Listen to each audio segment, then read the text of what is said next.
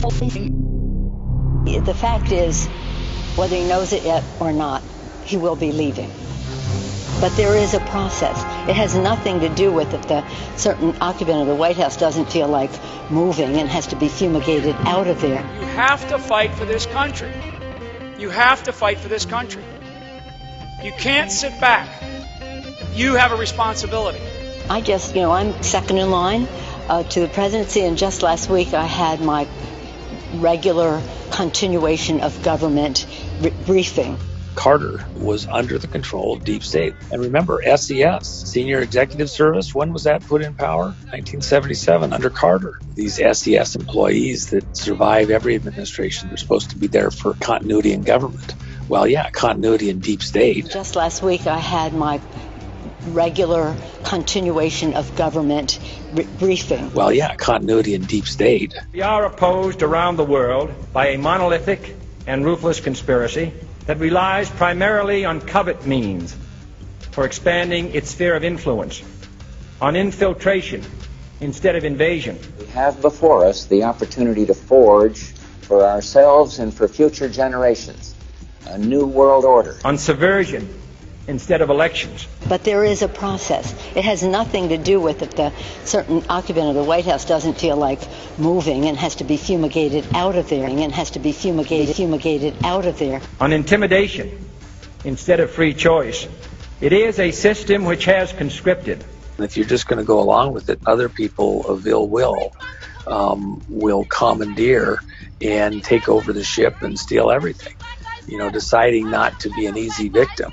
Deciding not to just hand it over to enemies when they show up because they make the demand and you're just, defenseless and haven't even thought about it. Because I give a damn and I care about my community. The Democrat Party does not put our people first. They put sanctuary cities first. They put illegal aliens first. They tax us. They tax our water. You can't even do laundry and shower on the same day.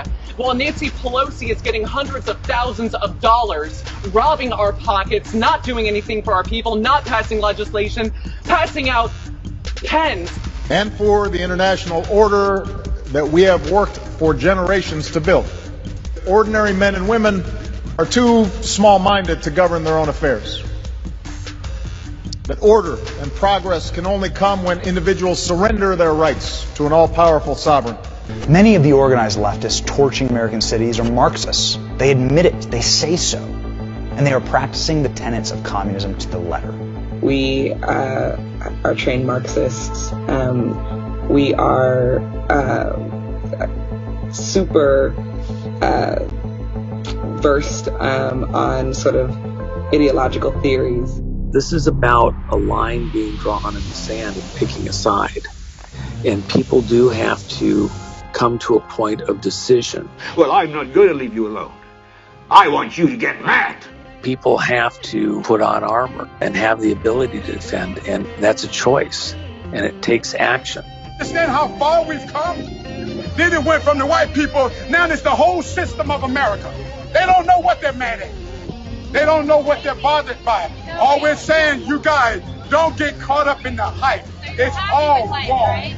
Our country's been slowly being stolen away from us because people were sloppy and sluggardly and expected other people to do it. But right now, a lot of people are beginning to wake up, see what's going on. In 1932, Stalinist-backed communists in Germany formed a group to violently clash with police, terrorize the public, and physically assault their political enemies in the street. The name of that group, Antifasciste Aktion, Antifa. This was their symbol. Their tactics have now moved to our streets, and so have their motivations. Vladimir Lenin and Karl Marx both agreed. The goal of socialism is communism. Power and control. It is always about power and control.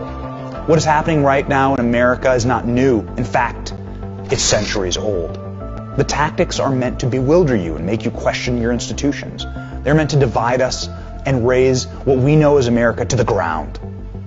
It's a revolution by the deadliest virus known to man. Communism. You can't kill an idea, but ideas can kill you. We must fight this virus to survive.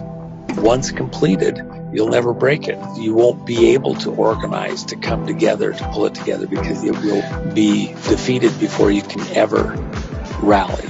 You'll be their slaves. You'll be their work slaves. You'll be their sex slaves. You'll be their energy slaves and their food. And you'll have children that they can rip the pineal gland out of the brain and adrenalize themselves with. Their globalies to wet dream, control mankind forever. That's the fight we're in. It's so much bigger than people can even begin to comprehend. You've got to get mad. You've got to say, I'm a human being. God damn it. My life has value. I don't want to be an emperor. That's not my business. I don't want to rule or conquer anyone. I should like to help everyone if possible. Jew, Gentile, black man, white. We all want to help one another. Human beings are like that. We want to live by each other's happiness, not by each other's misery. We don't want to hate and despise one another. In this world there's room for everyone, and the good earth is rich and can provide for everyone. The way of life can be free and beautiful, but we have lost the way. Greed has poisoned men's souls, has barricaded the world with hate, has goose-stepped us into misery and bloodshed. We have developed speed, but we have shut ourselves in. Machinery that gives abundance has left us in want. Our knowledge has made us cynical, our cleverness hard and unkind. We think too much and feel too little. More than machinery, we need humanity. More than cleverness, we need kindness and gentleness. Without these qualities, life will be violent, and all will be lost. The aeroplane and the radio have brought us closer together. The very nature of these inventions cries out for the goodness in men, cries out for universal brotherhood, for the unity of us all. Even now, my voice is reaching millions throughout the world. Millions of despairing men, women, and children, victims of a system that makes men torture and imprison innocent people. To those who can hear me, I say, do not despair. The misery that is now upon us is but the passing of greed, the bitterness of men who fear the way of human progress.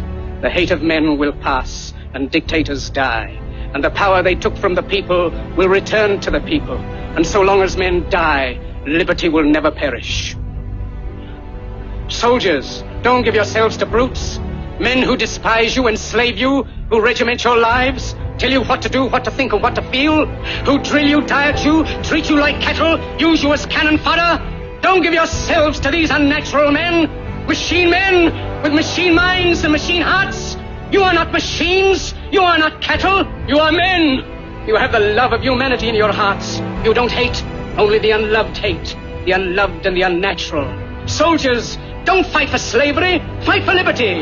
In the 17th chapter of St. Luke it is written, the kingdom of God is within man, not one man nor a group of men, but in all men, in you. You, the people, have the power to create machines, the power to create happiness. You, the people, have the power to make this life free and beautiful, to make this life a wonderful adventure. Then in the name of democracy, let us use that power. Let us all unite. Let us fight for a new world, a decent world, that will give men a chance to work, that will give youth a future and old age a security. By the promise of these things, brutes have risen to power, but they lie. They do not fulfill that promise. They never will. Dictators free themselves, but they enslave the people. Now let us fight to fulfill that promise. Let us fight to free the world, to do away with national barriers, to do away with greed, with hate and intolerance. Let us fight for a world of reason, a world where science and progress will lead to all men's happiness. Soldiers, in the name of democracy, let us all unite!